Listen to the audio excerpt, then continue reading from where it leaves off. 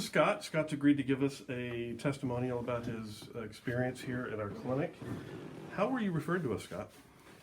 I actually started doing some research online and, obviously suffering from some of the symptoms. I had not gotten relief from medical doctors, so I kind of went on my own, started doing some research, and came up with upper cervical.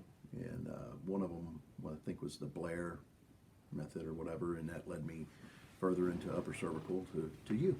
Okay. And so what type of condition were you suffering from, or why did you consult our office? Yeah,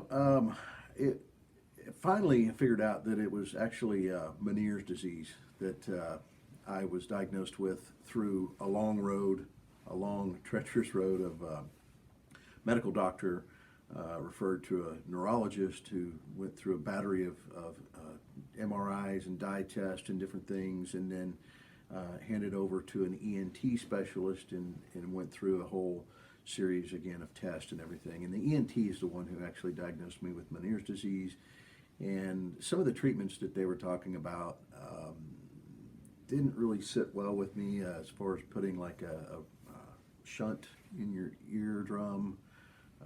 I'm not like possible hearing loss, but like a guaranteed hearing loss situation with somewhere south of 50% success rate.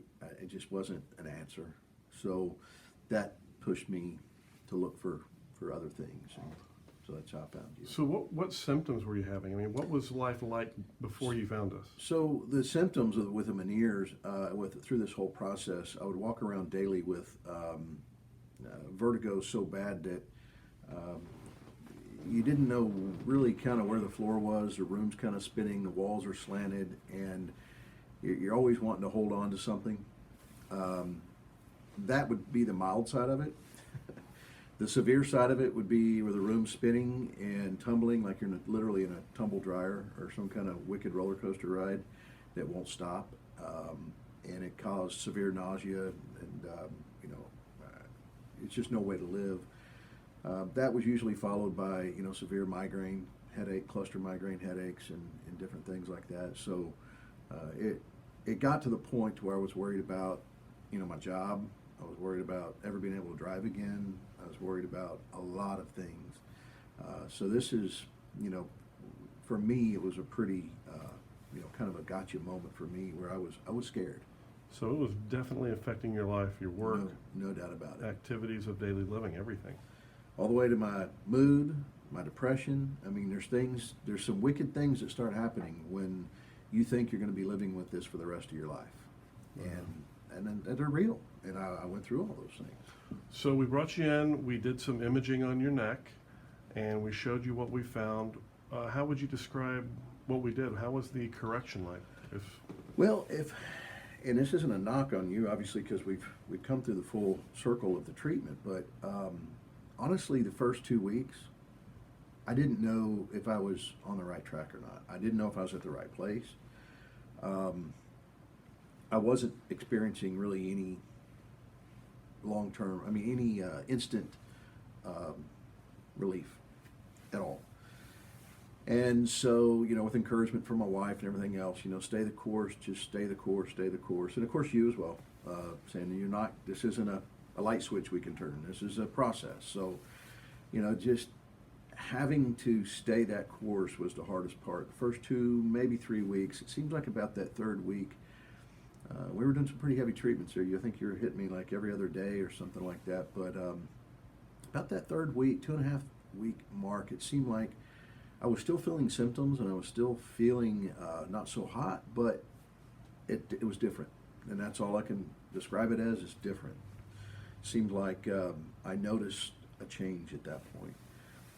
And then obviously through the continued treatment, it just seemed to get better and better. So how would you describe what we did, the actual adjustment, if you had to describe it to someone? Honestly, and that may have been part of it, mentally you think you're going to go through this major adjustment, major change, but it was kind of laughable, honestly, because the first time you adjusted me, I thought to myself, well, that didn't do a damn thing. I mean, there's no way that did anything. So I'm going to go along with it. And the second time, literally like a little baby tap, I'm thinking, I'm a big guy. There's no way he moved anything in my neck. And then the next day, I'd feel, just like you said, a little soreness in my neck. And I'm like, how's my neck sore from that tap? And that's what it was. Those adjustments taking effect, those muscles tensing up because of the change, like you said. And, you know, that was it for me. I was like, you know, this isn't really an adjustment. This is more like, I don't know how to describe it, but it's very, very minimal. Underwhelming. Underwhelming, and to the point to where you're like, there's no way this is doing anything. But Right. obviously, you know, through the whole cycle of things, we were able to make that adjustment. But, So how is life now after you've gone through this? well, I dare to say that I'm cured 100%, because that wouldn't be accurate. But as severe as I was before, compared to what I have now, I don't know what else to say other than, I mean, before went from not being able to get out of bed and not being able to tell where the floor and the ceiling was and having to hold on to stuff, to where I don't experience vertigo anymore. I wake up, I get out of bed, and I do my normal routine. I'm able to go back to the gym. I'm able to work full day. I'm able to drive. I'm able to do everything as if before I was diagnosed with Meniere's. The only thing, like I said, I have to do, there's a combination of things.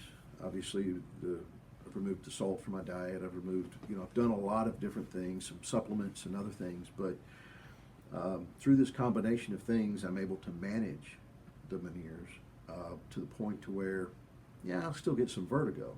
Usually it's diet-induced. Eat at a restaurant, eat some vegetables that have too much salt on it or something.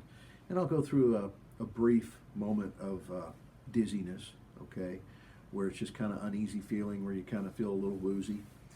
But nothing like I had before, and not near as long. I mean, we're talking an episode now from diet or something that comes on the last 10, 15 minutes, maybe 20, you know, and lay down, sit down, relax for a little bit, and it goes away. So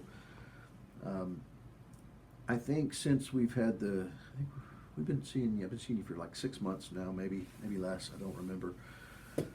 In that time, I've had one drop attack, which, you know, you can't, those are part of the disease, they're going to happen. But also, I used to get drop attacks when I get sick. I got stomach flu a month ago, and I didn't have a drop attack. I just knew I was going to have a drop attack.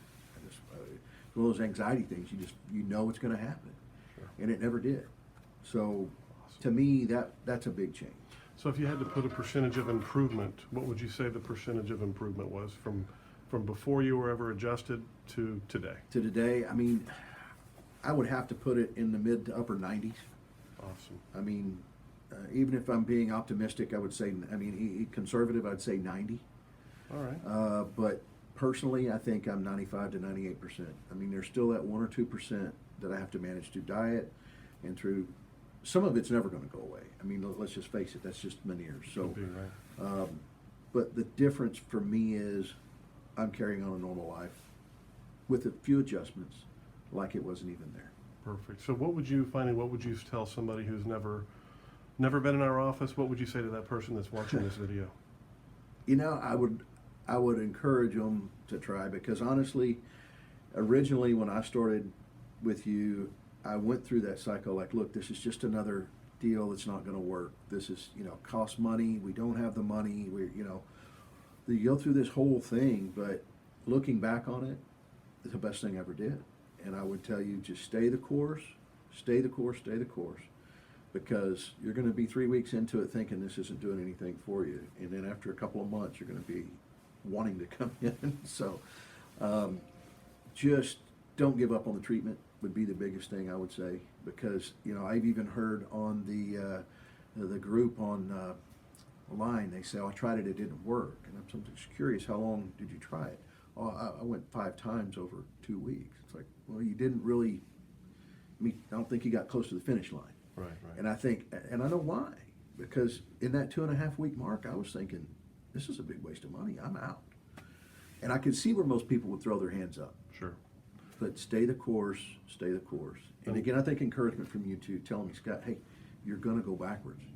This is gonna happen. I mean, you forecasted that. That's right. There is no process that does not require time. Correct.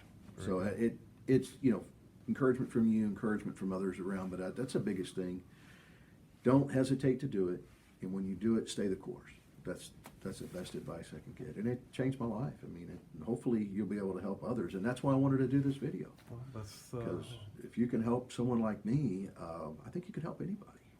Honestly, Beautiful. I really do. well, brother, thanks for giving your testimony. Absolutely. Hopefully we'll help someone that's I as well. suffering, and we can help them. You bet.